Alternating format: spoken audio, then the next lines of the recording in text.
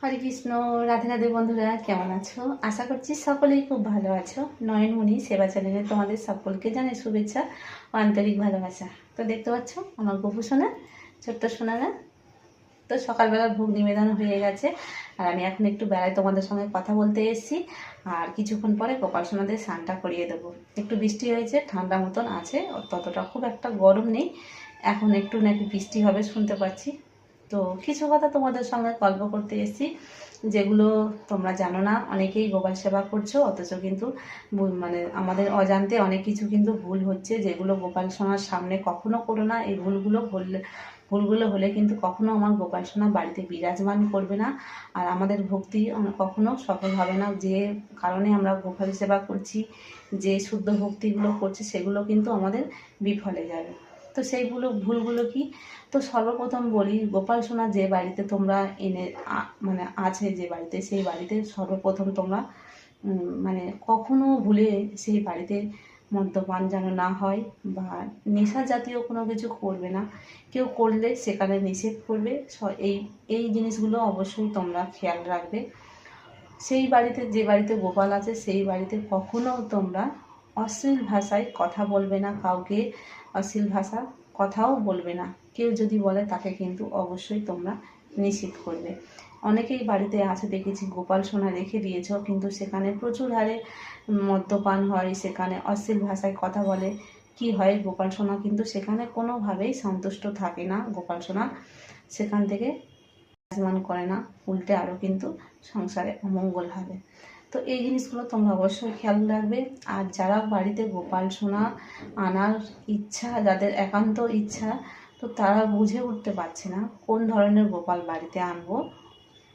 তো প্রথম আমি তো তোমাদের সব সময় বলি যে ছোটো গোপাল কিন্তু নেওয়াটা সব থেকে, মানে আমি বলবো সব থেকেই মানে ভালো। কারণ ছোট গোপালটা কেয়ার করতে গেলে অনেকটা সুবিধা হয়, বড় গোপাল অনেকটা মানে অসুবিধার মধ্যে পড়তে হয়। তার কারণও বলছি যে ছোট গোপাল আর বড় গোপাল। তো দেখো, ভগবান আমাদের সব কিছুতেই বিরাজমান করবে যদি আমাদের মনের ভক্তিটা থাকে। আমরা যদি একটা পাথরকে এনে সেটাকে যদি সব দিন যদি আমরা সেটাকে ফুল জল মিষ্টি দিয়ে মানে ভক্তিকারে যদি আমরা ভক্তিভাবে যদি প্রার্থনা করতে পারি, তো তাতে পাথরের মধ্যে আমাদের ভগবান বিরাজমান করবে। বলছি বড় গোপাল কি হয়, অনেকে সাজাতে ভালোবাসে, সাজানোর জন্য বড় গোপালকে নিয়ে আসে, ভালোও লাগে দেখতে সত্যি বলতে। কিন্তু কী হয় বলো তো, বড় গোপাল কিন্তু আমরা যখন কোথাও যাব বা কোথাও গেলে কিন্তু তখন বড় গোপালকে কেয়ার করতে অনেকটা অসুবিধা হবে। আর বা তুমি যদি কারোর কাছে রেখে দিতে চাও, তখনও কিন্তু তাকেও কিন্তু সেই দেখার মতন সেই এটা থাকতে হবে। সেও হয়তো ঠিকঠাকভাবে যত্নটা করতে পারবে না। বড় সোনাকে নিতে মানে কোলে করে নেওয়া থেকে, ড্রেস চেঞ্জ করা থেকে, সব কিছু দিক থেকে অনেকটা একটু কষ্টর বিষয় হয়। কারণ মানুষের সবসময় শরীরের কন্ডিশন সমান থাকে না, শরীরের ক্ষমতাও সবসময় সমান থাকে না। তো সেই জন্য বলছি, একটু ভেবেচিন্তে তোমরা নিও। যদি তোমাদের সবাই সব রকমভাবে সেবা করার মতন পারো, অবশ্যই নাও, তাতে কোনো অসুবিধা নেই। সব গোপালই সমান। আর ছোট গোপাল হলে কী হবে বলো তো, যাদের হয়তো সেবার অনেকটা অসুবিধা আছে, বাড়ির অনেক কাজ রয়েছে, অনেক দিকে সামাল দিতে হয়, তখন ছোট গোপালটা হলে অনেক কিছুতে সুবিধা হবে। কারণ ছোট গোপালে তাড়াতাড়ি ঝটপট হয়ে যাবে। তাকে ঘুম থেকে তোলানো, ড্রেস চেঞ্জ করা, সমস্ত কিছু তাড়াতাড়ি হয়ে যাবে। বা বাইরে গেলে তুমি ছোট্ট একটা ঝুড়ির মধ্যে করে নিয়ে যেতে পারবে, তুমি যেখানেই যাবে সেখানে খেয়াল করে নিতে পারবে। কিন্তু বড় গোপাল হলে অনেকটা অসুবিধা হয়।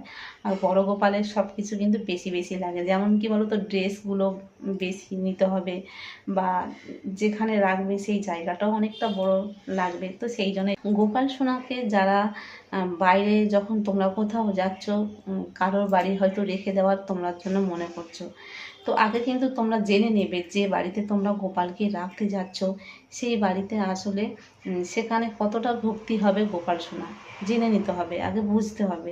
যদি ঠিকঠাকভাবে তারা স্নেহ যত্ন সহকারে, ভক্তি সহকারে গোপালকে সেবা দিতে পারে, তবেই কিন্তু গোপাল সোনাকে সেখানে রাখা যাবে। নচেত কিন্তু না জেনে শুনে জোর করে সেখানে গোপাল সোনাকে হয়তো সে নিতে চাইছে না, তাকে হয়তো জোর করে দিচ্ছ, অথচ সে উল্টো পাল্টা নিয়মে গোপাল সোনাকে সেবা দিচ্ছে। পাপের ভাগিটা কিন্তু তোমাকেই নিতে হবে। তো সেই জন্য বলছি, গোপাল সোনাকে যখন কোথাও রাখবে আগে জেনে বুঝে অবশ্যই নেবে, নাতে কিন্তু পাপের ভাগি। গোপাল সোনাকে আমরা যে জায়গাটায় রেখে দিই, যেখানে ঠাকুরঘর থাকে, দেখবে বেশিরভাগ সেখানে তলা থাকে, টিকটিকি বেশিরভাগ থাকে। তো এগুলো হয়ে থাকে, তাই না? প্রসাদ দিলে সেই প্রসাদের মধ্যে পিঁপড়ে থাকে। তো আমরা কি করি না, সেইগুলো তাড়ানোর জন্য অনেক রকম কীটনাশক ব্যবহার করি বা মেরে দিই। এগুলো কখনো গোপালের সামনে কখনোই করবে না। এগুলো করা কিন্তু মহাপাপ। ঠিক আছে? তারা কিন্তু ভক্ত, তারা গোপাল সোনাকে দেখতে আসে, দর্শন পেতে আসে, তার প্রসাদ পায়। তো তোমরা কিন্তু সেই যখন প্রসাদের মুখ দিচ্ছে সেইগুলোকে কি করছো, মেরে দিচ্ছ।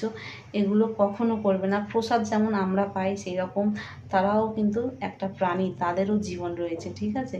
তো ভগবান সবার মধ্যে বিরাজমান করে, তো সেই জন্যে কখনো কোনো প্রাণী গোপাল সোনার সামনে হত্যা করবে না। আমাদের বলেছি যে গোপাল সোনাকে কিন্তু লকুল দানাটা দিও না, সব কিছু দাও কিন্তু লকুল দানাটা দিও না। লকুল দানাটা বাজারে খুবই সস্তাতে পাওয়া যায়। তো আমরা কি করি, সেই সস্তার জিনিসটা ভগবানকে এনে দিই। তো এটা কখনো করো না। হ্যাঁ, প্রসাদটা সবসময় এমনভাবে দিও যাতে গোপাল সোনার খুবই পছন্দ হয়। গোপাল সোনার যেটা পছন্দ সেটাই দিও। লকুল দানাটা কী বলো তো, আমরা নিজেরা যখন সেই প্রসাদ দিই, আমি তো কখনোই লকুল দানা খাই না, বিশ্বাস করো। আগে যখন দিতাম তো তখনই লকুল দানা খেতাম না, জলে ভাসিয়ে দিতাম। তো সেই জন্য বলছি, গোপাল সোনাকে কখনো লকুল দানা দিও না। এখন সব মানুষের শখ শান্তি সব কিছুই হয়। তো গোপাল সোনার জন্য কেন আমরা একটু মিষ্টি ফল এগুলো কেন জোগাড় করে উঠতে পারবো না? হ্যাঁ, একান্ত না সামর্থ্য হলে কিছু করার নেই, যাদের একদম দেওয়ার ক্ষমতা নেই তারা দিতে পারো। তবে মাঝে মধ্যে একটু চেষ্টা করো যে গোপাল সোনাকে যেটা প্রিয়, যেটা দুধের জিনিস, এটা কিন্তু অবশ্যই তোমরা দিও মাঝে মধ্যে। যেমন সপ্তাহে একদিন অন্তত একবার হলেও দুধের ক্ষীর বলো, পায়েস বলো, বা এমনি দুধ গরম করেও গোপাল সোনাকে দিতে পারো, এতে কোনো অসুবিধা নেই। তবে সব দিন কিন্তু একই রকম তোমরা কোটো ভর্তি করে রেখে দিও না, যেমন লকুলদানা আর বাতাসা। এটা কিন্তু আমাদের ঘরে প্রায় ঘরে হয়ে থাকে, কোটো ভর্তি করে সারা মাসের জন্যে এনে রেখে দেয়। সেটা কি হয় বলো তো, যখন একভাবে টানা মাস একটা জিনিস থাকবে না গো, খাবার জিনিস বিশেষ করে, একটা কি বাজে গন্ধ হয়ে যায়। ঠিক আছে? সেটা কিন্তু নিজেরাও কেউ খেতে পারি না। তো গোপাল সোনাকে আমরা কেন দেবো বলো? তো সেই জন্য বলছি, লকুল দানা তোমরা কিনো না। আর আমি তো আমার গোপাল সোনার জন্য কখনো বেশি বেশি করে খাবার করে আমি রেখে দিই না, কারণ হয়তো গন্ধ হয়ে যাবে। সেই গন্ধ জিনিসটা কি করে আমার গোপাল সোনাকে ভোগে লাগাবো? তবে এই ভুলগুলো তোমরা করো না। তোমাদের কাছে একান্তই অনুরোধ, তোমরা আমার মিষ্টি সোনাকে একটু মাঝে মধ্যে নিত্য নতুন করে আমাদের গোপাল সোনাকে তোমরা ভোগ লাগিও। দেখবে এতে গোপাল সোনা অনেক মহা আনন্দ থাকবে। আর হ্যাঁ, তোমরা অনেকেই হয়তো ভাবছো যে আমরা বাড়িতে তো আমিষ রান্না করি, তাই কি করে ভগবানকে ভোগ লাগাবো। তো তোমাদেরকে তো সবসময় বলেছি যে গোপাল সোনার জন্য একটা আলাদা পাত্র করে রেখে দেবে, ছোট্ট একটা হাঁড়ি বলো, কড়া বলো, সেগুলো আস্তে আস্তে তোমাদের হবে। সেগুলোকে ছাড় করে রেখে দেবে। যখন মনে করবে গোপাল সোনাকে ভোগ লাগাবো, সেই দিনে কিন্তু একটু নিরামিষ করো। আর সেই দিনে ভগবানকে যা যা রান্না করবে সমস্ত কিছু ভোগ লাগিয়ে তোমরা প্রসাদ পেয়েও দেখবে, এতে মহা আনন্দেই গোপাল সোনা সেখানে বিরাজ করবে। আর সবাই কত খুশি হবে দেখবে। প্রসাদের এমন মহিমা তোমরা বললে হয়তো বিশ্বাস করবে না, যেটা আমাদের পরিবারের মধ্যে হয়েছে। তোমাদের কিছুদিনের মধ্যে সেটা প্রমাণও দেখিয়ে দেবো যে কিভাবে প্রসাদ খেলে কতটা পরিবর্তন আসে। সেটা তোমরা আস্তে আস্তে আমার ভিডিও দেখতে থাকবে। একটা ভিডিওর মধ্যে সমস্ত কিছু বলা যায় না। কিভাবে প্রসাদ খেয়ে কতটা উপকার হবে, পরিবর্তনটা কেমন আসে, তোমাদের এর পরপর স্টেপে তোমরা দেখতে পাবে। তো ভিডিওটি এই পর্যন্ত শেষ করছি। তোমাদের কেমন লাগলো অবশ্যই কমেন্ট করে জানিও। চ্যানেলটিকে অবশ্যই করে সাবস্ক্রাইব করো। ভালো লাগলে একটা রাধে রাধে লিখতে কেউ কিন্তু ভুলো না। তো চলো, ভিডিওটি এই পর্যন্ত। রাধে রাধে, হরি বল।